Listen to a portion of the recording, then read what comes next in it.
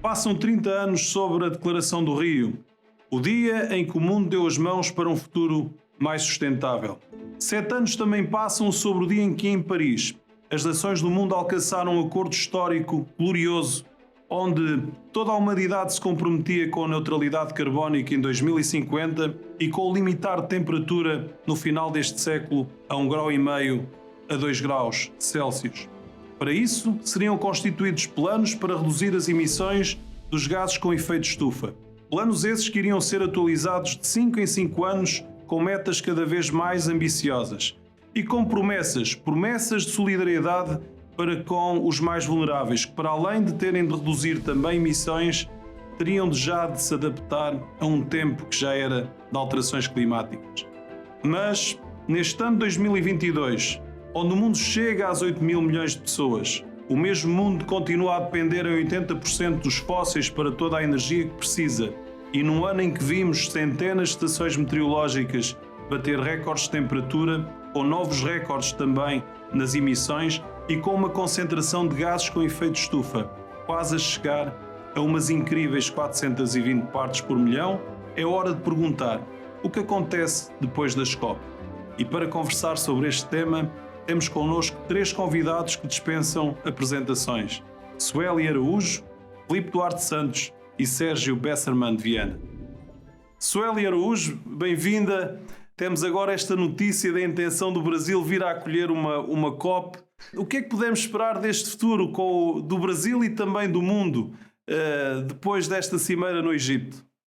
Bom, o sentimento é de esperança, né? Um sentimento de retomada.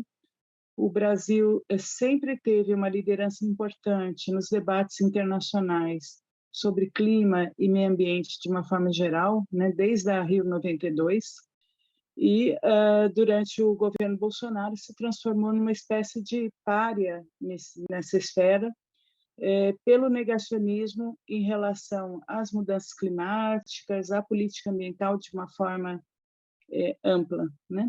O presidente eleito chega com uma narrativa de retomada da questão climática como centro de suas políticas públicas, como perpassando diferentes políticas públicas, e chega também com toda a vontade de reassumir uma liderança efetiva nessa esfera.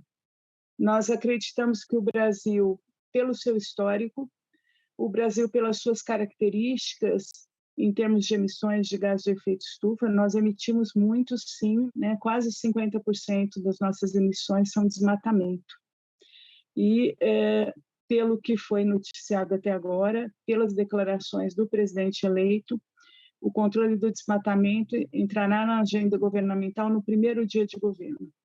Então, o sentimento é de esperança, o sentimento é de que o Brasil se torne realmente uma liderança ambiental reconhecida por todos. Professor Filipe, uma grande notícia é esta do regresso de um Brasil mais preocupado com as questões ambientais.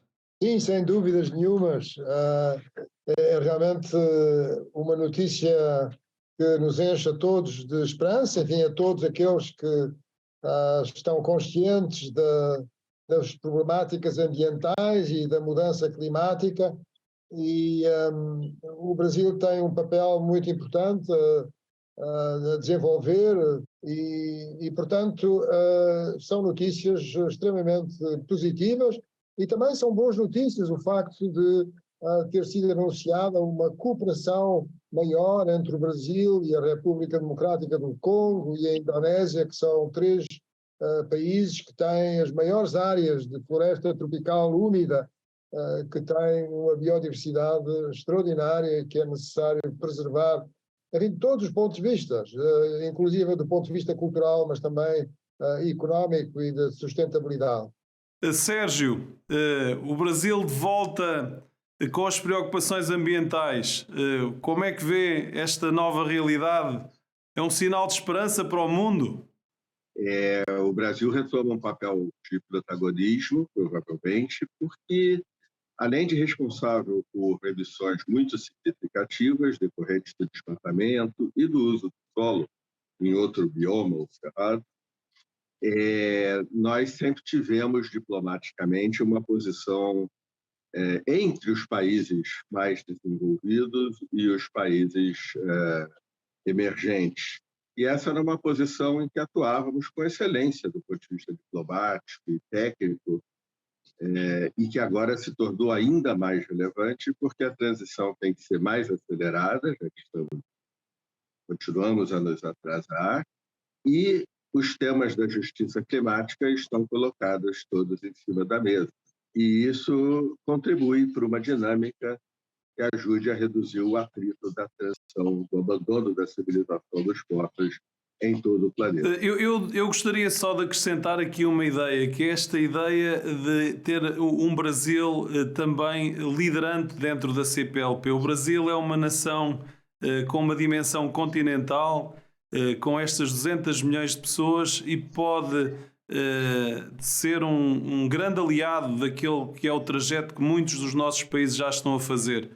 Professor Filipe, uma das coisas que nós temos é a possibilidade de resolver a crise climática sem ser através destas COP. O G20, provavelmente sozinhos, como representam 80% das emissões, poderiam resolver este problema. Não seria possível pensarmos num pacto, num acordo, mas daqueles acordos que têm força no direito internacional, em que aqueles que poluem poderiam, de certa forma, chegar a um acordo para resolver isto sem ser necessário juntar todas estas nações do mundo todos os anos, em que depois não vimos na prática uma consequência, porque aquilo que estamos a ver é que 30 anos depois da Declaração do Rio, as emissões continuam a crescer e nós continuamos muito dependentes dos combustíveis fósseis. Sim, é um facto.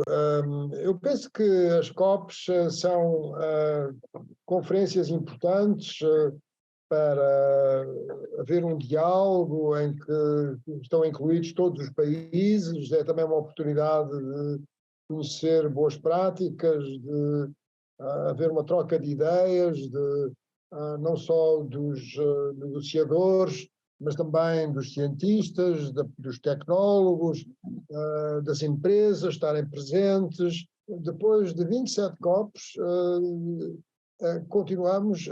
as emissões continuam a subir e a concentração, que é aquilo que determina efetivamente a mudança climática, os impactos da mudança climática, também continuam a subir. E, portanto, aquilo que me parece ser muito importante é que haja um acordo entre os países mais industrializados, os países mais desenvolvidos e o resto do mundo, essencialmente a OCDE e todos os outros países do mundo, no sentido de que reconhecer que por este caminho vamos por um mau caminho, não é? Vamos por um mau caminho em todos os sentidos, no sentido ambiental, no sentido social e no sentido económico também, porque o crescimento económico começa a estar em causa. E, portanto, a mudança climática veio exacerbar, veio tornar muito mais violenta as diferenças que existem no nosso mundo, não é? E, portanto, há que reconhecer isso, há que inverter este processo, e este processo pode-se inverter se houver um apoio maciço, um apoio económico maciço dos países mais industrializados para todos os outros países, para a transição energética e para a adaptação. Existe este mecanismo, os tais 100 mil milhões de dólares por ano, que nunca foi cumprido. Há também a questão do loss and damage, etc., mas penso que este acordo deveria, de facto, ser uma prioridade, enfim, para caminharmos para um mundo sustentável.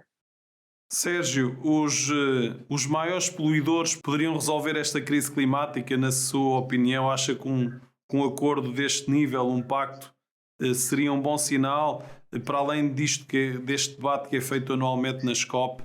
Do ponto de vista quantitativo, sem sombra de dúvida, e certamente o G20 terá um papel em algum momento, mas eu acho que estamos nos aproximando de uma mudança muito importante no cenário estratégico por detrás das negociações. Nós estamos agora em época de implementação e, portanto, a métrica para avaliar o que está acontecendo é muito clara, né? A quantidade de moléculas a mais em partes por milhão na atmosfera. A única métrica é de modo que fica crescentemente claro que, apesar de todos os nossos esforços e do tanto que realizamos nesse ano todo, o mundo continua numa trajetória forte.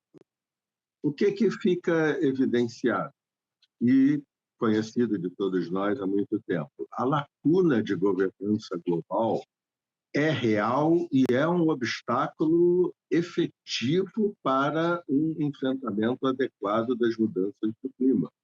Em primeiro lugar da agenda, que nós precisamos de mais governança global. Os caminhos ainda não estão claros. Sueli, sua opinião relativamente a esta questão de um acordo entre os países mais poluidores, dos países que verdadeiramente contribuem para essas emissões, como é que vê essa possibilidade e como é que ela poderia ser materializada? Bom, nós realmente precisamos de um pacto mais forte em termos de redução de emissões. Se todos os países cumprissem os seus compromissos nas respectivas NDCs, estaríamos longe de uma situação ideal, considerando a meta de não passar de 1,5 grau de elevação de temperatura. E eles não estão cumprindo. Então, a situação ela é bastante grave e o meu sentimento é que nós precisaríamos estar com um envolvimento muito mais forte na discussão de aumento de ambição, além do financiamento. O financiamento é super importante, né? Os países ricos têm adotado uma postura em relação ao financiamento nós temos uma expressão no Brasil: devo, não nego, pago quando puder, né? Essa é a minha leitura da posição dos países mais ricos em relação ao financiamento. Então, isso é fundamental, mas em face da crise climática, é imperativo que se tomem medidas muito urgentes e fortes em termos de redução de emissões. E aí os países que são os maiores emissores têm uma tarefa especial nesse sentido. Todos temos, né?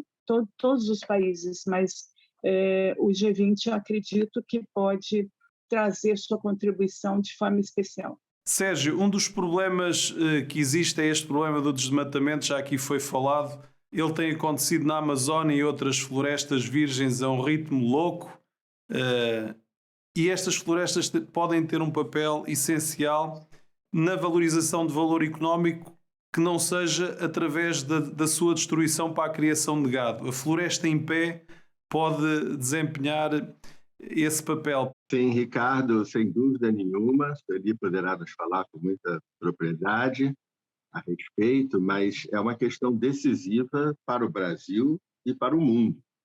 Para o Brasil, porque o desenvolvimento que lá ocorre hoje, predatório, ele não está ligado à taxa de retorno das atividades econômicas decorrentes do desmatamento. Ele está ligado à realização de um ativo de forma criminosa, apropriação de terras que pertencem ao povo brasileiro, à nação brasileira, para fins privados. E isso não gera... é um mito, é falso, e que isso gere desenvolvimento. O índice de desenvolvimento humano de qualquer favela da cidade do Rio de Janeiro é inacreditavelmente maior do que o índice de desenvolvimento humano do arco do desmatamento. E há muita ciência brasileira se dedicando a como encontrar um desenvolvimento sustentável verdadeiro em uma floresta tropical. Ricardo, só para acrescentar, essa é uma questão decisiva para o mundo. A Amazônia se aproxima do ponto de inflexão a partir do qual uma parte expressiva dela, mesmo que o desmatamento seja interrompido, irá se converter numa savana pobre, inicialmente pobre, daqui a milhares de anos no Cerrado. Isso representaria um estoque de carbono na atmosfera que tornaria todos os nossos esforços infrutíferos. Sueli, mas uma floresta em pé consegue gerar muito mais valor do que uma floresta destruída.